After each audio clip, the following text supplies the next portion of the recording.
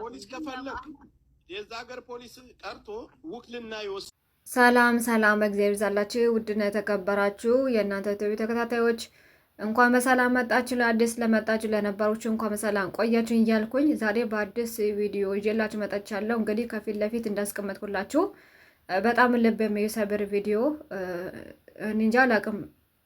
ሰው በሰው በወገኑ እንዴት አውሬ ይሆናል? የቀን ጅብ እንዴት ይሆናል? እና በጣም ልብ ይሰብራል በእውነት። እና እስኪ ይሄንን ቪዲዮ ላይክ፣ ሼር፣ ሰብስክራይብ በማድረግ አበረታቱኝ። ያልሰማ ደግሞ አሰሙ። ከሁሉም ነገር ደግሞ ድምፅ ስንሆን ነው ዓለም ሁሉ ሲሰማው ነው ጉዳቸው ሲወጣ ነው ይሄ ሁሉ ጥቃት እየደረሰ ያለው። ምክንያቱም በሶሻል ሚዲያ ላይ ላይፍ መግባት አልተቻለም። አንደኛው ሰያም ራሱ ከሀገር እያሰደዱት እነሱ ናቸው።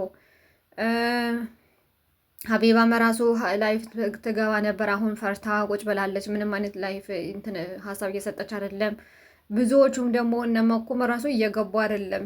እና ምክንያቱም እነዚህ የቀንጅቦች እጃቸው ረጅም ስለሆነ ሰው ማንም ሰው ደፍሮ እየገባ አይደለም። ድምፅም ለመሆን ራሱ ያሰቡ እህቶች ወንድሞች ካሉ ደግሞ እያስፈራራቸው መጀመሪያ ላይ የገጠር ልጅ እንደውም ቪዲዮ እንደለቀቀና ሞታለች ካለ በኋላ አንድ ሼህ ሙስሊም ናቸው መሰለኝ እና ሼህ ነው የሚባሉ ስማቸውን ሙሉ ስማቸውን አላውቅምና እሳቸው ሳውዲ ነው የሚኖሩት እና እቺ ልጅ እኮ አልሞተችም ለምንድን ነው ሞተችው ብትሉ ብለው እና እሳቸው በቀሰቀሱት ነገር ነበረ ሁሉ በህይወት አለች ተብሎ ሶሻል ሚዲያ ላይ እንዲነቃቃና እንድትፈለግ መረጃዎቹ እንዲወጡ ተደረገ ነበር። ያ ሰውዬ ራሱ እያስፈራረው ነው እኔ ሳውዲ ነው የምኖረው መስራት አልቻልኩም ብሎ ራሱ ተናግሯል። ሼሁ ተናግሯል ማለት ነው። እና እጃቸው በጣም ረጅም እንደሆነ በሚሊዮን በትሪሊየን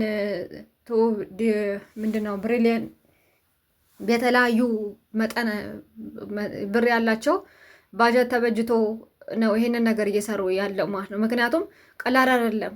አንድ ቆነጃጅት የሆኑ መረጣው ከሀገር ያመጣቸዋል። ሲፈልጉ ስሜታቸውን መወጫ ያደርጓቸዋል። ካልፈለጉ ደግሞ ለአረብ አሳልፈው ይሰጣቸዋል። እነሱ ብራቸው ይቀበላሉ። ያስቤዛቸው አይጎል፣ ቤት ኪራያቸው አይጎል፣ አፓርትመንት ነው የሚኖሩት እና የቀንጅቦች ናቸው እነዚህ ማለት ነው። እና አላቅም እኔ እንጃ አላቅም። ግራ ግብት የሚያስብል እኮ ነው። ሰው ሆኖ ከሰው ተፈጥሮ እንዴት ሰው ላይ ጨክናል? በሴት አይደለ እንዴት የተፈጠሩት እነዚህ ወይ አውሬ ናቸው? ከምን አጋንንት ነው የተፈጠሩት? ከሰማይ ከአጋንንት ነው እንደ እንትን የወረዱት በፈጣሪ ህሊና ያለው ሰው እንዴት እንደሄን ነገር አስተውልን በፈጣሪ ስም። እና በጣም ያሳዝናል። ደግሞ ልክ እንደ ሀናነ ነገሮችን ሁሉ እንዲሸፋፈንና ያደረጉ አሁን ምን ይላሉ? የምጥል በሽታ ነበረባት፣ እየጮኸች ነበር፣ ሐኪም ቤት ወሰዳት። በተረፈም ደግሞ ሐኪም ቤት ይሄ በሽታ የኛ አይደለም መታከም አለባት፣ ቤት ውስጥ ሆናችሁ መታከም አለ ብለው ነገሩን ዶክተሮቹ ብለው ተናግረዋል ነው የምለው።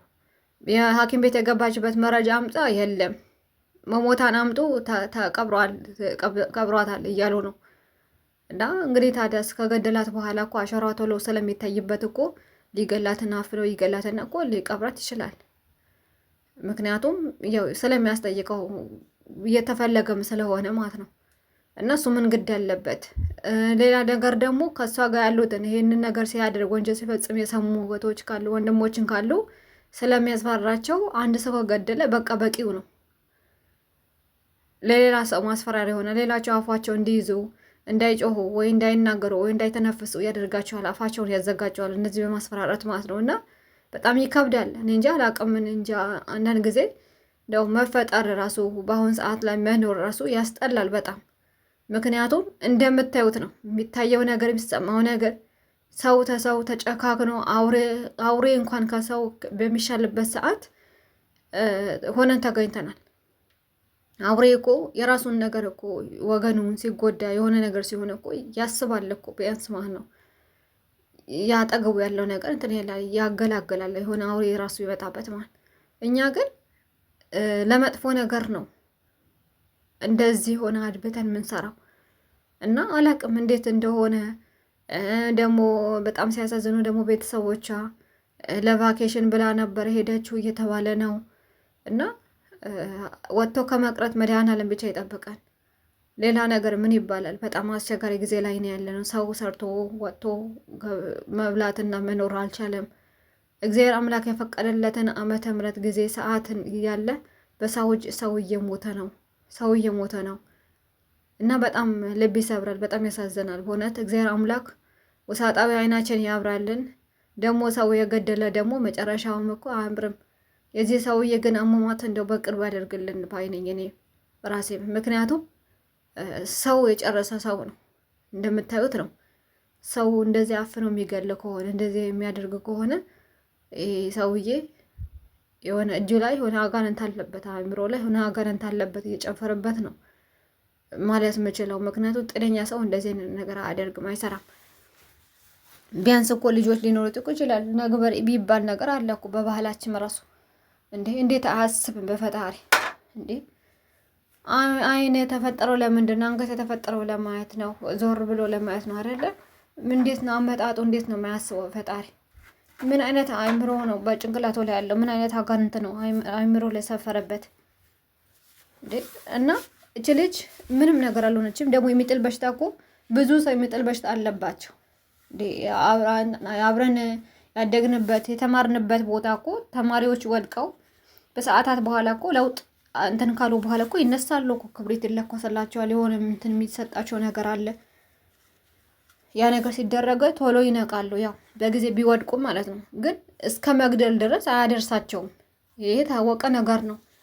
እና ምን እንዳደረጓት አላውቅም። ደግሞ የሚጥል በሽታ ብለው ለሀናም ራሱ እኮ አስጮሃት እንደዚህ ያደረጋት ብለው ነበር እየተሸፋፈነ የነበረው።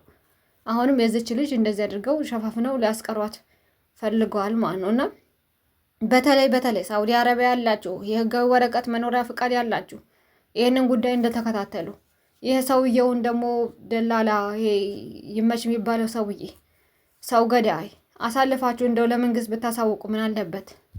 እና እንደው አንድ ወጣት ይጠፋ፣ አንድ ጀግና ይጥፋ ሳውዲ አረቢያ እንዴ! የት ናችሁ በእውነት? ኧረ ተው እንዴ! እኔ እህቴ ነች ብትሉ ብታስቡና ይህን ነገር ብታደርጉ ምን አለበት? ማመልከት እኮ ነው ለፖሊስ። ከዛ ፖሊስ ደግሞ መረጃውን ነገር አሳልፎ ለፖሊስ ከሰጠን በቃ ፖሊስ ነው የሚሰራው። እኛ ማመልከት ብቻ የሚጠበቅብን ሌላ ነገር አይጠበቅብንም። እና በተቻላችሁ አቅም ሳውዲ አረቢያ ያላችሁ ይህን ነገር ብትወጡ ባይ ነኝ። እንግዲህ ዛሬ ይዤላችሁ መጣሁት ቪዲዮ ይህን ነበረ። ባላችሁበት የእግዚአብሔር ሰላሙ ፍቅር ብዝዝት ይበልልኝ። ላይክ፣ ሼር፣ ሰብስክራይብ ማድረጋችሁን አትርሱ። አመሰግናለሁ።